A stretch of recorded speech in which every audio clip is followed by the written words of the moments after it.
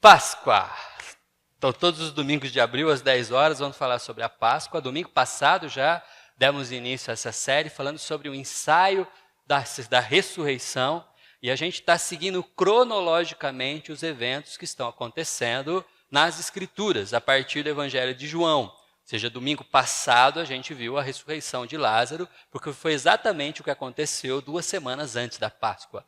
Hoje, nós estamos no domingo de Ramos e nós estamos, então, fazendo agora um relato sobre a conversa que Jesus tem com os discípulos no Evangelho de João, nos capítulos 15 e 16. Finalzinho do capítulo 15 e no início do capítulo 16, aonde Jesus vai falar sobre o Espírito Santo e, então, nós vamos conversar a partir dessa promessa do Espírito Santo. E a grande questão aqui é a gente tentar perceber qual é essa necessidade, por que Jesus traz à tona esse tema e o que a gente pode aprender nesse diálogo que Jesus está tendo com os seus discípulos. Na verdade, não chega a ser exatamente um diálogo aqui, é mais um monólogo mesmo, porque Jesus está falando e eles não estão interagindo aqui nesse trecho. Eles estão apenas ouvindo Jesus falar, até mesmo quando você tem uma certa interlocução, é Jesus falando em nome deles. Então é Jesus quem está dirigindo aqui essa conversa e falando sobre o Espírito Santo. Espírito Santo, eu estava hoje de manhã na escola dominical até conversando, é bem interessante. A igreja presbiteriana, e não só a presbiteriana, mas as igrejas tradicionais, são às vezes meio que acusadas, né, de não celebrar o Espírito Santo, não lembrar do Espírito Santo. E eu estava conversando com o pessoal na escola dominical, justamente, historicamente, o Espírito Santo ele é menos falado. Embora as Escrituras comecem a falar primeiro do Espírito Santo. Quando a gente tem o relato de Gênesis, em que Deus havia criado os céus e a terra, em que Deus aparece como Criador, a gente tem a pessoa de Deus ali na Trindade. Mas logo no versículo 2 de Gênesis, a gente tem a pessoa do Espírito Santo. Da Trindade, a primeira pessoa que aparece nas Escrituras é a pessoa do Espírito Santo. O Espírito Santo está presente no Antigo Testamento. A gente vê em 1 Samuel 16, aliás, 1 Samuel 10, quando o Espírito Santo passa a habitar a vida de Saul, quando ele é ungido rei. No 16, capítulo 16 de 1 Samuel, a gente tem a unção de Davi como rei e o relato de que o Espírito Santo passa a habitar a vida de Davi. No versículo seguinte, o Espírito Santo deixa de habitar o coração de Saul. No Antigo Testamento, a gente tem a pessoa do Espírito Santo habitando vidas, mas isso de forma muito selecionada. Por causa das próprias pessoas? Claro que não. Davi não era nenhum santinho, a gente sabe muito bem disso, muito menos Saul, mas o Espírito Santo habitava a vida deles, era uma escolha divina. Até ali você já tinha Deus escolhendo, você não vai ver nenhum trecho bíblico, algum profeta fazendo uma campanha de algumas semanas, estabelecendo algum ritual para que o Espírito Santo passe a habitar a vida deles. Era uma escolha divina, Deus escolhia esses homens e o Espírito Santo passava a habitar os seus corações. Quando a gente chega no Novo Testamento, a gente tem o Espírito Santo acompanhando o ministério de Jesus. Já em Lucas, no início de Lucas, quando Jesus está sendo batizado, a gente tem uma cena milagrosa e maravilhosa em que o Espírito Santo desce sobre Jesus numa forma corpórea de pomba, como diz o relato bíblico, e uma voz do céu que brada: "Este é o meu Filho amado, em quem eu tenho alegria, em quem eu tenho prazer, em quem eu tenho gozo." Pessoa do Espírito Santo aparece em cena, a pessoa do Filho sendo batizado e a voz do Pai ecoando. Não dá para representar em filmes, não dá para representar uma coisa dessa em telas pintadas à mão. A gente pode imaginar o vislumbre dessa cena, mas jamais vamos reproduzir na nossa limitada imaginação o que foi aquele dia e o que foi que aconteceu ali. Mas o Espírito Santo está presente no ministério de Jesus.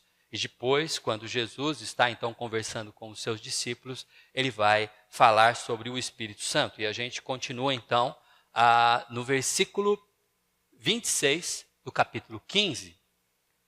e vou seguir até o capítulo 16, versículo 15. O texto diz assim: quando vier o conselheiro que eu enviei a vocês da parte do Pai, o Espírito da verdade que provém do Pai, ele testemunhará a meu respeito. E vocês também testemunharão, pois estão comigo desde o princípio. Agora, capítulo 16. Tenho-lhes dito tudo isso para que vocês não venham a tropeçar. Vocês serão expulsos das sinagogas. De fato, virá o tempo quando quem os matar pensará que está prestando culto a Deus. Farão estas coisas porque não conheceram nem o Pai nem a mim. Estou lhes dizendo isso para que, quando chegar a hora, lembrem-se de que eu vos avisei. Não lhes disse isso do princípio porque eu estava com vocês. Agora que vou para aquele que me enviou, nenhum de vocês me pergunta: para onde vais? Porque falei estas coisas, o coração de vocês encheu-se de tristeza. Mas eu lhes afirmo que é para o bem de vocês que eu vou. Se eu não for, o conselheiro não virá para vocês, mas se eu for, eu o enviarei. Quando ele vier, convencerá o mundo do pecado, da justiça e de juízo. Do pecado, porque os homens não creem em mim. Da justiça, porque vou para o Pai e vocês não me verão mais. E do juízo, porque o príncipe deste mundo já está condenado. Tenho ainda muito que lhes dizer, mas vocês não podem suportar agora. Mas quando o Espírito da verdade vier, ele os guiará a toda a verdade. Não falará de si mesmo, falará apenas o que ouvir e lhe anunciará o que está por vir. Ele me glorificará, porque receberá do que é meu e o tornará conhecido a vocês. Tudo que pertence ao Pai é meu, por isso disse que o Espírito receberá do que é meu e o tornará conhecido a vocês. Jesus Cristo estava de partida. Jesus Cristo estava de partida, ele estava dizendo isso aos seus discípulos. Na verdade, ele já havia dito algumas vezes que ele iria morrer. Mas agora a gente precisa lembrar que ele está retornando para Jerusalém. 3 meses antes, ele havia saído, os judeus estavam com pedras nas mãos, acusando de blasfêmia, porque ele se dizia o Filho de Deus. Agora, uma semana antes dessa data, Jesus havia ressuscitado Lázaro. Pessoas que ouviram e viram aquilo que aconteceu, saíram contando. E nós terminamos domingo passado lembrando dessa cena e deste último ato que a gente chamou de interlúdio, porque o que aconteceu ali no final da ressurreição de Lázaro foi que os testemunhos acerca do que Jesus falou seguiram 2 direções. Seguiram a direção daqueles que foram para Jerusalém e disseram: este Jesus que nós vimos em Betânia e ressuscitou Lázaro é de fato o Messias. E ele está vindo para Jerusalém. Essas pessoas se acumularam, essas pessoas se aglomeraram nas portas das cidades e quando Jesus estava chegando, montado num jumento, celebraram a chegada de Jesus. A entrada triunfal de Jesus. Um outro grupo do final da ressurreição de Lázaro, que também viu o que aconteceu, que também ouviu o que tinha acontecido, vão para Jerusalém, mas numa intenção diferente. Eles vão dizer para os fariseus: Jesus está vindo aqui e vocês não acreditam o que ele fez. Ele ressuscitou um homem que já estava morto 4 dias. E então os fariseus vão começar a arquitetar um plano para tirar a vida de Jesus. Os discípulos sabiam disso. Isso era óbvio. Por isso eles não queriam ir para Jerusalém. Por isso a intenção deles é: não vamos para Jerusalém, porque eles vão te matar em Jerusalém. Jerusalém está se preparando para a Páscoa. A cidade vai ficar empolvorosa, vai vir gente de tudo que é lugar. Muitas pessoas criam em Jesus, mas aquela multidão toda que inflava a cidade era uma massa descontrolada. Bastava uma faísca para provocar um incêndio ali naquela cidade. Não era um lugar bom para Jesus estar. Mas ali era o palco da cena mais maravilhosa de todo o universo. O momento em que Jesus diria: está consumado. Tudo estava sendo preparado e Jesus estava indo para que isso acontecesse. Seus discípulos estão ali ouvindo Jesus e Jesus vai dizer com todas as letras: eu vou para aquele que me enviou. Eu estou indo para o Pai. E aí então Jesus, e bem no cerne, se a gente pegar esse texto a partir do versículo 26 do capítulo 15 e até o versículo 15 do 16, o meio, o interior desse texto, que às vezes quando você vai dividindo ele e vai tirando todos os sinais teológicos, todos os ensinamentos que a gente tem, o versículo 5 e o versículo 6 parece que fica perdido no meio desse texto todo. Parece por que Jesus interrompeu o ensinamento dele para colocar esta frase? Por que a gente está bem no meio disso e Jesus vai falar assim sobre a partida dele? Porque nós precisamos lembrar que há aqui uma humanidade representada.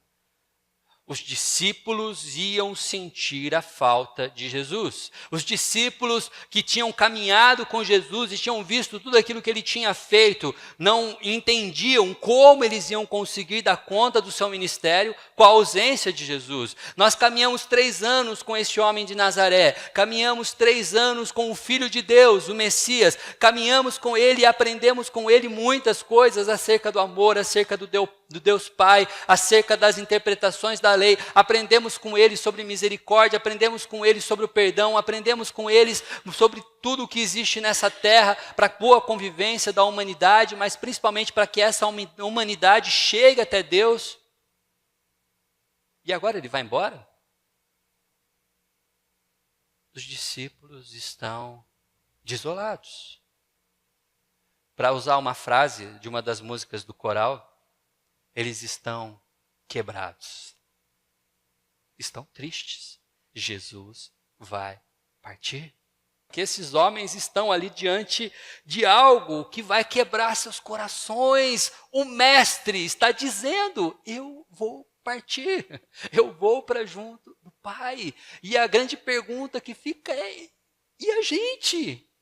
E tudo isso que a gente aprendeu, e o que nós vamos fazer, o que será de nós agora? Era a hora de Jesus partir. E aí, quando a gente pensa, o que passa no coração dessas pessoas? O que passa no coração desses seres humanos?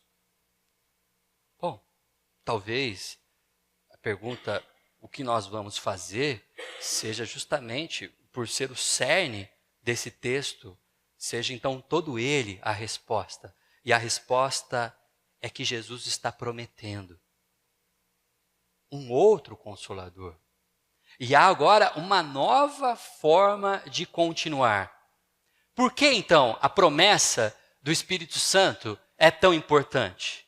Justamente por causa disso. Você tem agora os discípulos com certo apego material, ok? Eles têm um apego material. E aqui o apego material não estou dizendo em coisas, não estou dizendo em dinheiro, em patrimônio. O apego material é na matéria, Jesus Cristo. Jesus é homem, é Deus encarnado. E eles estão apegados à pessoa de Jesus. Tudo o que eles fizeram foi com a pessoa de Jesus. Quando Pedro está andando sobre a água, quem está ali? A pessoa de Jesus. Quando ressuscita Lázaro, é Jesus que está ali. Quando multiplicam os pães, a pessoa de Jesus está ali. As coisas vão acontecendo com Jesus por perto. Jesus está do lado, Jesus está falando, Jesus está ministrando, Jesus está presente, Jesus está abençoando, Jesus está quebrando protocolos, dizendo: trazei as crianças até mim, tocando no leproso. Jesus está presente, fazendo coisas o tempo todo. E esses homens ficam assim agora: o que a gente vai fazer sem a pessoa de Jesus? Essa é a grande questão. Então, o texto de Jesus se torna para todos nós um convite a uma caminhada sem a pessoa material de Jesus, sem o Deus encarnado agora, mas com a pessoa do Espírito Santo. Por isso ele nos convida agora a uma caminhada espiritual. É uma forma diferente de viver o cristianismo que Jesus tinha praticado com eles até agora. claro que Jesus, em todos os momentos, dizia e lembrava os discípulos da pessoa do Pai e da pessoa do Espírito. Quando ele fazia os seus milagres, ele erguia mãos aos céus e agradecia a Deus por cada coisa. Ele lembrava os apóstolos constantemente que era a ligação espiritual dele com o Pai, que estava presente constantemente em tudo que ele fazia. Ele não fazia nada sozinho. E agora, no capítulo 15 de João, ele tinha acabado de dizer, sem mim nada podeis fazer. E logo depois de dizer, sem mim nada podeis fazer, vocês não estarão mais comigo.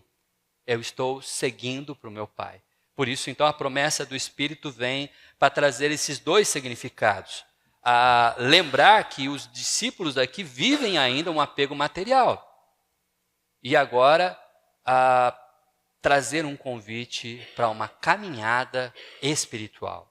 Uma caminhada totalmente diferente e totalmente nova em suas vidas. Quando a gente lê, talvez, os evangelhos, a gente talvez imagine que isso acontece automaticamente. A verdade é que não. Os relatos bíblicos vão nos mostrar que não. Afinal de contas, as experiências tidas com Jesus não foram suficientes para forjar estes homens para serem iguais a Ele. Por isso a presença do Espírito Santo é importante para cada um de nós. Não podemos nos apegar àquilo que é apenas material, àquilo que é apenas feito aos nossos olhos. Quem mais viu milagres do que os apóstolos?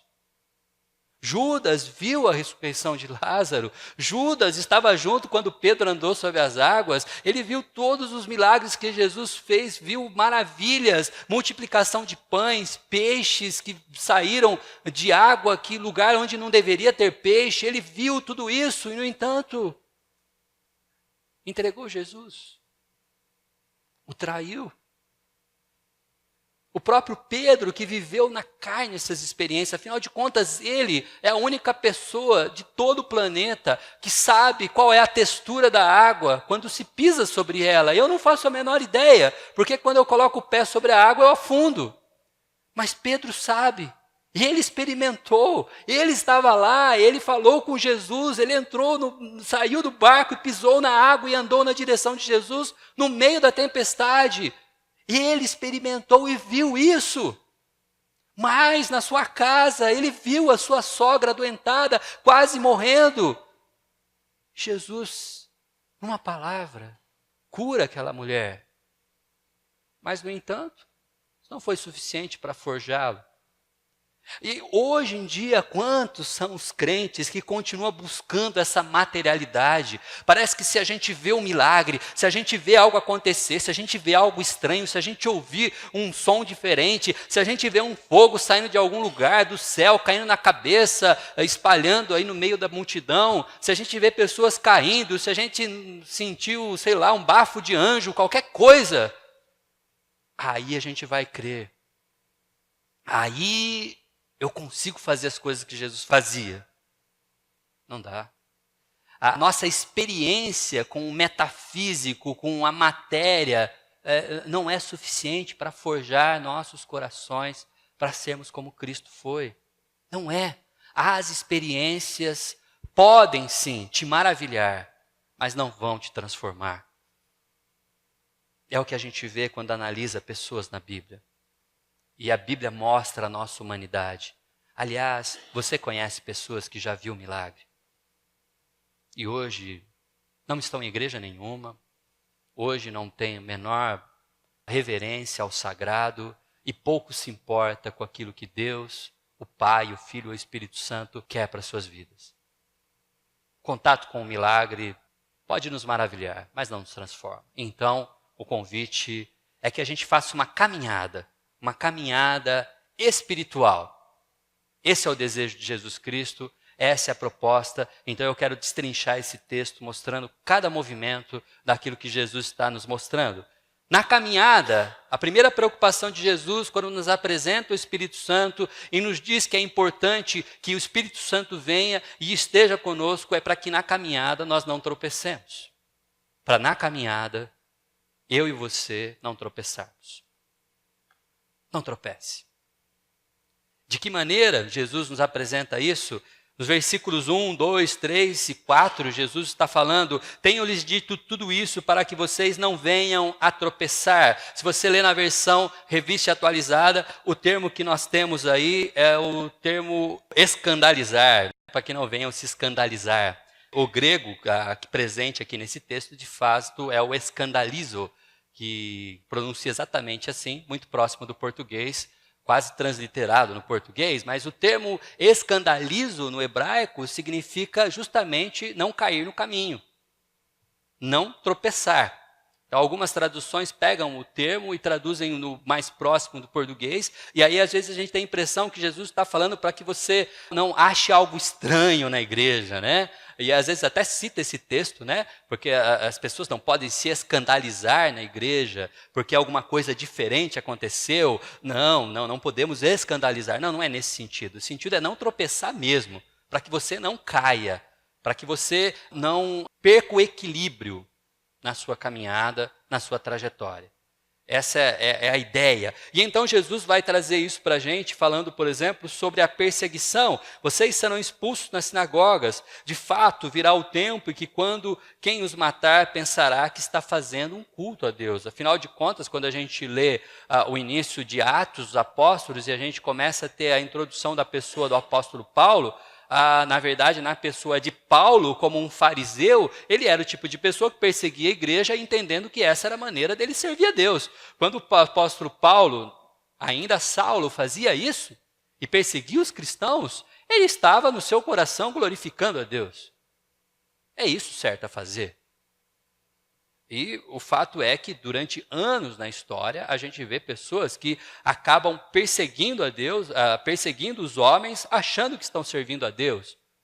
Há uma confusão, há uma confusão na mente do ser humano. Mas a pergunta que fica é: o que as pessoas que estão sendo perseguidas estão fazendo para ser perseguidas? Genuinamente, as suas histórias, a sua narrativa de vida, o seu testemunho de vida está atrelado ao ministério de Jesus? Quando sim, o Espírito Santo existe vivo em você para que você não tropece. Para que você não tropece. Importa que nós agrademos a Deus e não aos homens. Aliás, lendo esse texto e vendo um dos comentários de João Calvino vem dizer que um anseio do coração do homem é ser expulso das congregações que também rejeitaram Jesus Cristo. Se Jesus Cristo não é bem-vindo neste lugar, eu também não quero ser bem-vindo. Se Jesus Cristo não é cultuado neste lugar, não é neste lugar que eu quero servir. Se Jesus Cristo não faz sentido nessa congregação, neste templo, neste grupo religioso, a minha vida também não faz sentido neste lugar. Porque importa adorar, agradar e servir a Deus e não aos homens. Então, a pessoa do Espírito Santo presente em nossas vidas nos ajuda a não tropeçar. Não tropeçar na perseguição. Porque ela vai acontecer. Ela acontece. Ela acontece no seu estilo de vida. Ela acontece no padrão de vida que você adotou. Ela acontece quando você é honesto. Ela acontece quando você resolve não ceder a tentações no meio de pessoas que acham que isso é natural. Ela acontece. Mas é o Espírito Santo quem nos fortalece. O nosso problema é quando a gente tenta fazer isso com a nossa força. É quando a gente tenta fazer isso usando o nosso próprio argumento. Quando a gente tenta fazer isso usando a nossa própria história de vida. Aí não dá certo. Aí a gente quebra a cara. Aí a gente faz que nem Pedro. A gente tropeça. A gente nega. A gente disfarça. A gente se esconde. A gente se camufla. Mas quando é no poder e na presença do Espírito Santo, a nossa caminhada cristã oferece riscos e nós passaremos por eles sem tropeçar. Ainda na incredulidade, afinal de contas, já que a vida cristã nos oferece riscos e nos oferece obstáculos que incomodam a nossa trajetória, que atrapalham o percurso, e nós precisamos do Espírito Santo para saltar um, saltar dois, pula um obstáculo ali, salta uma pedra ali, e pega um caminho estreito, e segue uma vida dura, sendo criticado, sendo humilhado, sendo perseguido, sendo comparado muitas vezes, a nossa fé se abala. Somos humanos. A fé de Tomé se abalou. A fé dos apóstolos se abalaram. A nossa fé também se abala. Cristo sabia disso. A presença do Espírito Santo vai nos ajudar no caminho, vai nos ajudar a não tropeçar no caminho. E o texto que ele nos dá é que farão coisas, ou farão essas coisas, porque não conhecem o Pai e não conhecem a mim. E aí o fato é que, assim como essas pessoas que nos perseguem, questionam, os questionamentos vêm até nós. E nós, com o tempo, paramos de responder, ou paramos de crer, ou paramos de experimentar a presença do Espírito Santo. O Espírito Santo precisa estar vivo em nós, para não tropeçarmos quando formos perseguidos e quando a nossa fé se abalar, quando a nossa fé titubear. E por isso mesmo, ele nos ajuda na incredulidade e nessa falta de fé. Como a gente vê na carta de João, primeiro capítulo, primeiro versículo da carta de João, não tem como se errar, é a primeira carta, primeiro capítulo, primeiro versículo. Todos esses relatos que foram feitos, tudo que foram escritos, tudo que foi testemunhado pelos apóstolos, foram escritos para que a gente creia. E Jesus Cristo vem dizer, então no versículo 4, estou lhes dizendo isso para que quando chegar a hora, lembrem-se do que eu os avisei. Essa frase de Jesus Cristo, ela tem dois tempos, pelo menos. Um tempo imediato, que haveria de acontecer alguns dias depois dessa conversa. Mas ela continua ecoando na nossa vida. Porque quando chega a hora de duvidarmos, de faltar a fé, da incredulidade nos alcançar, a possibilidade de tropeçarmos por causa da perseguição chegar, nós lembremos daquilo que ele tem nos falado. E é por isso que João vai dizer, eu escrevi isso, para que vocês creiam, para que vocês continuem se lembrando. A presença do Espírito Santo em nossas vidas nos faz isso, nos ajuda a não tropeçar, queridos.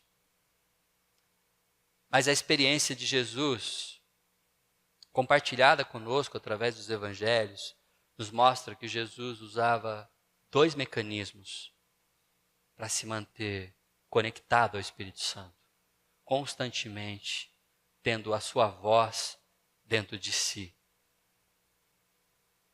Aquela voz que ecoou em Lucas 4, tu és o meu filho amado, precisava continuar sonoramente no coração de Jesus. E como ele fazia isso? Conhecendo as Escrituras, o que Jesus conhecia muito bem, e eu preciso sempre lembrar que Jesus não conhecia as Escrituras de forma apenas divina, mas Jesus conhecia a Escritura de forma humana. Qual é a diferença disso? A diferença é que você competir com Jesus Cristo, Deus, não dá. Ele conhece as Escrituras porque ele as inspirou, cada letra, cada vírgula. Mas com Jesus, homem, enquanto homem, ele se dedicou a conhecer as Escrituras pessoalmente, pegando os livros em suas mãos e lendo, conhecendo, devorando, experimentando, refletindo, ouvindo a voz do Pai através das Escrituras sagradas. A outra maneira que Jesus fazia isso era orando, constantemente conversando com o Pai, constantemente conversando com o Espírito Santo, constantemente. Horas de oração, tempos específicos de oração, momentos reservados para a comunhão com Deus. Tempo separado para estar orando. Meu querido, a presença do Espírito Santo nos ajuda a não tropeçar. Mas essa nossa comunicação tão íntima e tão pessoal com o Espírito Santo não acontece milagrosamente. Não é uma noite de louvor, não é um acampamento, não é um milagre que acontece na sua vida em algum momento específico, que graças a Deus acontece. Todo milagre é muito bom, ajuda a testemunhar, mostra do poder de Deus, mas só isso não é suficiente. Se você não lê a Bíblia e se você não ora, essa presença do Espírito Santo ela vai se transformar em picos de fé provocados por momentos muito específicos na sua trajetória. Vai ser aquela noite em que o Hernandes Dias Lopes vai estar pregando aqui, e você separou essa noite, aí você vai vir aqui porque você gosta muito dele, e ele é muito usado por Deus, e aquela palavra vai te impactar, e aquilo vai te abastecer por 1, 2, 3 dias, uma semana. No domingo seguinte você vai estar aqui celebrando, você acha que já pode ajudar. No terceiro domingo você já talvez esteja um pouco cansado, e aí, quem sabe, chega só no horário do culto, né? Afinal de contas, eu estou um pouco cansado, e aí depois aquele projeto seu de querer colaborar, de querer ajudar, de querer assumir ministério, vai se transformar numa, olha, quando precisar me liga, e aí você fica disponível, mas me comprometer é um pouco complicado, e quando passar um mês, você já não vê a hora do Hernandes Dias Lopes voltar, para você ter mais uma palavra de fogo no seu coração. Queridos, se as palavras que estão escritas e inspiradas pelo Espírito Santo estão na sua Bíblia, não te alimentam, eu sinto muito. Viver de petiscos espirituais não vai transformar você num discípulo de Jesus. Não vai. É preciso que você invista tempo em leitura da Bíblia e oração. Era o que Jesus fazia, e por isso ele não tropeçava, e assim ele nos ensina também a não tropeçar. O Espírito Santo está presente em nossas vidas, mas ele pode ser um coadjuvante na sua história. Ou ele pode ser o rei da sua vida, como nós cantamos agora de pouco. Reina em mim. Vem reinar em mim, Senhor.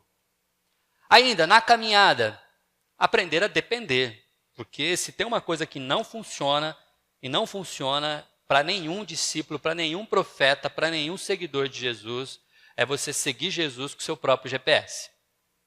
Quando Jesus está lá em João 4 dizendo é preciso passar por Samaria, se você não entende que você tem que ir para Samaria e tem que estar ao lado de Jesus fazendo uma trajetória que não tem nenhuma explicação geográfica, nenhuma explicação no sentido do mapa de se acelerar a nossa viagem, ou porque lá tem um shopping center interessante, onde a gente quer passar para comprar uma coisa legal, não há nenhuma explicativa, ele simplesmente diz que quer ir para Samaria. E se você não tem essa dependência de simplesmente abrir mão do que você acha para fazer o que Jesus, o que o Pai, o que o Espírito Santo nos orienta, a caminhada não dá certo. Não deu certo. Não funcionou. Quando Pedro decide ir pescar, não era aquilo que era para fazer, era para ir para Galiléia. Era o que Jesus tinha dito, ele tem que interromper e lembrar a gente, era lá que eu estou te esperando, eu vou lá para esperar vocês. Quando Jonas resolve ir para o outro lugar, em vez de ir para onde Deus mandou, também não deu certo. Teve que mandar lá um Uber marinho, né, uma baleia, um peixão, para ir lá, para botá-lo de volta na trajetória. Não funciona. E o que Cristo está nos mostrando é que é preciso ter dependência, é preciso depender do Espírito Santo. É depender do Espírito Santo por quê? Primeiro, porque somos pecadores. Somos. Você pode se achar muito santo, você pode se achar muito certo, você pode olhar para a sua vida, talvez falar como Jó, venha Deus e pesa a minha vida, me coloque numa balança, o estilo de vida que eu tenho, a forma como eu escolhi viver. Está tudo certinho, não tem nada errado com a minha vida. Ainda que você seja tudo isso, querido, você ainda é pecador. Como diz Davi, eu nasci em pecado concebeu-me minha mãe. Somos pecadores por natureza. E não podemos fazer nada quanto a isso. Jesus Cristo vai dizer que quando o Espírito Santo vier, ele convencerá o mundo do pecado, da justiça e do juízo. Do pecado porque eu e você estamos em desafeto com Deus, naturalmente é o nosso estado. É Cristo quem vai transformar essa situação e nos vai aproximar de Deus. Mas é o Espírito Santo quem nos lembra, somos pecadores. Quando você começa a se sentir santo demais e começa a achar que você é melhor que os outros e começa a querer encaixar todo mundo no seu padrão, é o Espírito Santo que vai cutucar o seu coração e vai dizer assim, opa, o padrão é Cristo, não é você. Não é você. Antes de comparar os outros a si mesmo, se compare a Cristo e veja quão longe você está de ser alguém excelente. Cristo é excelente, nós somos mais ou menos, nós somos meia boca, nós somos algo ainda em transformação, longe de ser excelente. Um dia seremos, mas agora não somos. Ainda, além de sermos pecadores, nós precisamos depender do Espírito Santo, porque a justificação que temos também não foi promovida por nós. É Cristo quem nos justifica. E Jesus vai dizer, do pecado porque os homens não creem em mim. Somos pecadores e só vamos crer e só vamos perceber o pecado com a presença do Espírito Santo em nós. Da justiça, porque ele vai para o Pai. Ele vai para o Pai depois de morrer, depois de se sacrificar, depois de ser o sacrifício perfeito que aplaca a ira que estava sobre nós. O texto de Isaías que nós lemos na liturgia, o castigo que trazia paz à humanidade, mas era uma paz ainda mais ou menos, que durava pouco, que trazia talvez uma sensação pacificadora, ela era completamente limitada. É Jesus que vai fazer um sacrifício que é completo, é perfeito, e simplesmente resolve toda a nossa diferença com Deus. É Ele quem nos justifica. E ainda, a presença do Espírito Santo na caminhada nos ajuda a depender, porque é Cristo quem traz ordem ao mundo. O texto de João, que nos mostra Jesus dizendo do juízo, porque o príncipe deste mundo já está condenado. João Calvino analisa essa palavra do juízo como um antônimo do caos. O caos que há no mundo, o desespero que há no mundo por pessoas que não conhecem a Cristo e não sabem do Salvador e não sabem que há um novo rei em todo o planeta, que é Cristo Jesus, o Senhor. Ele é o Senhor, mas muita gente vive totalmente ignorante a este fato. E para essas pessoas que ignoram o senhorio de Cristo, há caos, há desespero. Há uma expectativa de vida completamente limitada e totalmente sem fundamento e propósito algum. Você pergunta, da onde vem a capacidade do ser humano de entrar numa escola e atirar contra jovens, aleatoriamente, tirando vidas? A resposta é o caos. É o caos.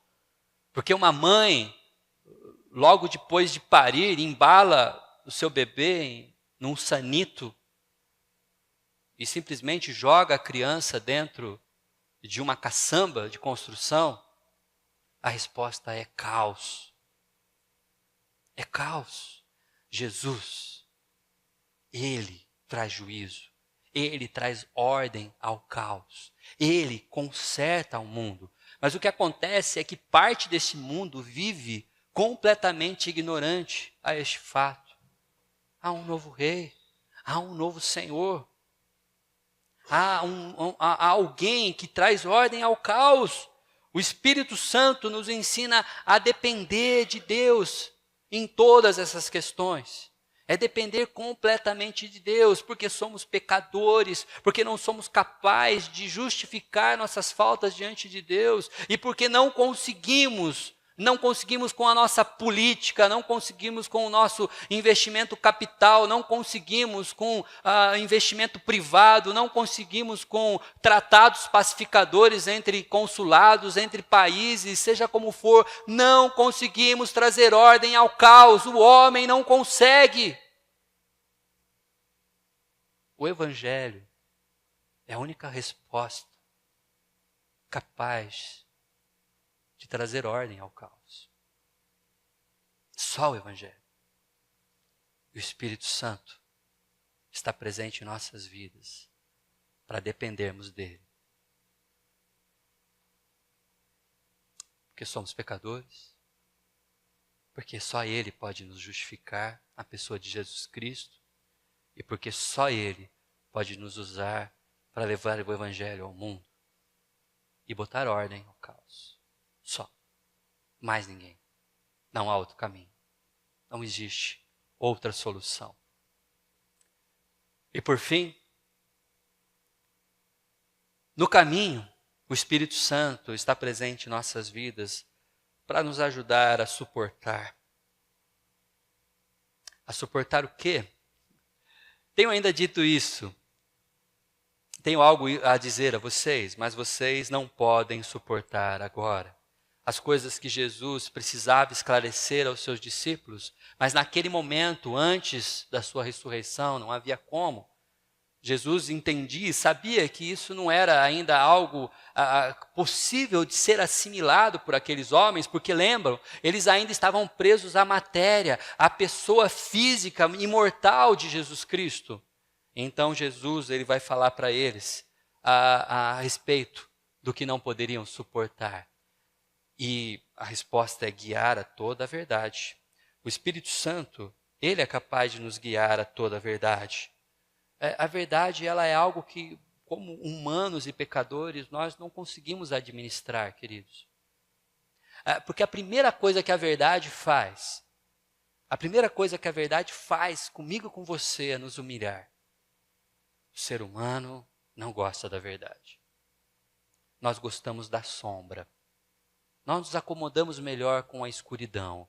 Nós nos acomodamos melhor com máscaras, com disfarces. Nós nos acomodamos melhor com a hipocrisia. A hipocrisia é a nossa vestimenta mais natural. Se tem algo que faz bem ao ser humano, é a hipocrisia. É ótimo você dizer daquilo que seria bom e que você finge que faz, mas que você sabe absolutamente que você não faz e nem mesmo dará conta de fazer. A verdade nos desnuda e por isso precisamos do Espírito Santo para suportar a verdade. Pois a verdade nos liberta, a verdade faz de nós verdadeiros discípulos de Jesus. A verdade nos humilha, ela nos deixa fragmentados diante de todos, da sociedade, da família, daqueles que estão à nossa volta.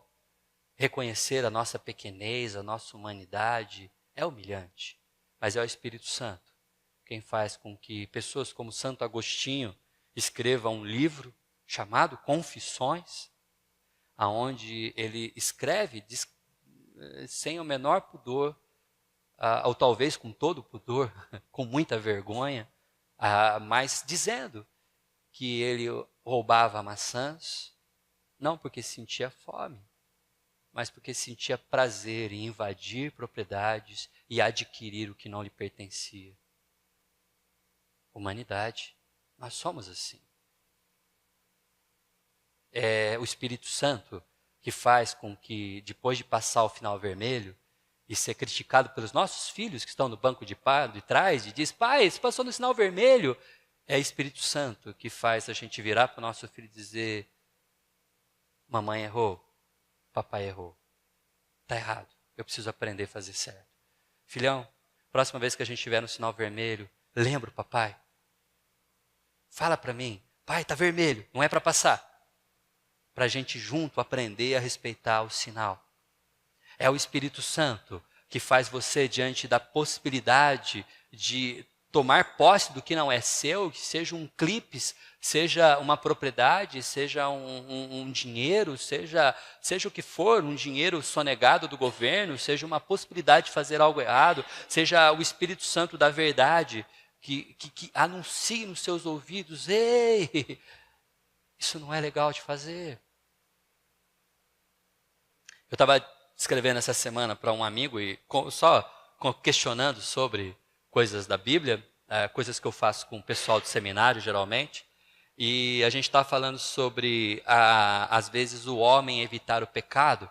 E a percepção minha é que somos tão egoístas, que o motivo de não pecarmos está muito mais relacionado ao fato de queremos evitar as consequências do pecado do que desagradar a Deus. Quando a nossa primeira preocupação deveria ser: como eu posso fazer isso com Deus? A primeira preocupação nossa deveria ser o Deus. Mas a gente não peca por causa de nós mesmos. E se me pegarem? E se descobrirem? Ou ainda que seja a nossa preocupação em desagradar a Deus no sentido: e se Deus me castigar? E se Deus agir contra isso que eu estou fazendo e me punir?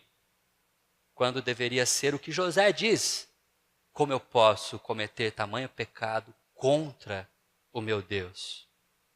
É o Espírito Santo quem traz essa clareza. Nós não podemos suportar, mas Ele nos guia a toda a verdade. Mas outra coisa que nós não suportamos é não nos gloriarmos de nós mesmos. Como nós gostamos da nossa glória. Como é bom ser celebrado por aquilo que a gente faz. Tem um pastor no seminário que ele dizia que o ser humano é o único animal que Deus criou no mundo que quando recebe tapas nas costas a cabeça incha. Porque os tapinhas nas costas nos faz subir. Mas o que Jesus Cristo vai nos mostrar é que o Espírito Santo, ele vai glorificar a Deus. Aquilo que o Espírito Santo tem para fazer em nós é para a glória de Deus. Meu querido, não existe glória para o homem, mas muita gente tenta usar o Espírito Santo como mecanismos para gloriar a si mesmo, para a sua própria glória, para o seu próprio benefício. Não é isso que Deus quer. O homem não suporta não trazer a glória para si. Mas o Espírito Santo é que nos faz dar um passo atrás e perceber que estamos onde estamos, temos o título que temos, fizemos a faculdade, concluímos, tornamos tal profissional, somos pais de família, somos presbíteros, diáconos, pastores, professores, mestres aqui nessa igreja ou em outra igreja, por causa daquilo que Deus faz em nós e não por causa do nosso mérito, porque o Espírito Santo age no homem, glorificando a Deus. Quando Jesus está chamando a atenção para a realidade do Espírito Santo, ainda no capítulo 15, ele diz: quando vier o conselheiro que eu enviei a vocês da parte do Pai, o Espírito da verdade que provém do Pai, ele testemunhará a meu respeito e não a respeito do homem. E vocês também testemunharão, pois estão comigo desde o princípio. O que a gente aprende com isso é que está em Cristo e não está em nós. É dele. Como igreja, nós precisamos aprender a olhar para ele e não para aquilo que temos, e não para aquilo que somos. Somos, de fato, testemunhas de Deus. Olha o que João Calvino diz acerca desse texto: se nossa fé estivesse sujeita à opinião dos homens, ela seria esmagada 100 vezes em um dia. Não está em nós, não está na nossa capacidade de conhecer as Escrituras, não está na nossa capacidade de articular, não está na nossa capacidade de anunciar, de falar, de representar, de escrever, mas está no próprio Cristo. Está nele e nas obras dele. Quando o Espírito Santo está em nós, nós nos tornamos testemunhas de Deus e nos voltamos para ele. E aprenda a crer naquilo que ele faz e não naquilo que nós podemos fazer. Se nós esperarmos a nossa capacidade, não chegaremos a lugar nenhum. A igreja vai morrer. Aquilo que nós fazemos deixará de existir. Mas o legado é do próprio Deus. É dele. E é isso que o Espírito Santo faz de diferente. Então, para você lembrar, o problema dos discípulos é o apego material ainda. E Jesus Cristo precisa tratar e convidar eles a uma nova caminhada. E nessa caminhada, não tropece, dependa e ainda suporte todas essas situações através do Espírito Santo. Para quê? Para que eu e você sejamos testemunhas de Deus. Porque é através do Espírito Santo que vamos testemunhar.